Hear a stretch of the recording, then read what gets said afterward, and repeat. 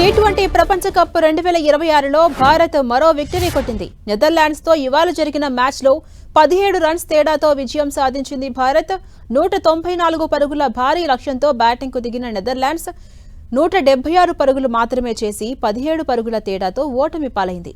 Netherlands బ్యాట్స్మెన్లలో Bas de Leede 33 పరుగులతో top స్కోరర్గా నిలవగా, జార్జ్ లయన్ కాచెట్ 26 పరుగులు, నోహ్ క్రోస్ 25 పరుగులు, ఓపెనర్ మైకేల్ లివెట్ 24 పరుగులు, కోలెన్ అకెర్మాన్ 23 పరుగులు చేశారు. భారత బౌలర్స్ లో వరుణ్ చక్రవర్తి 3 వికెట్లు తీయగా, శివం దూబే 2 వికెట్లు తీశారు.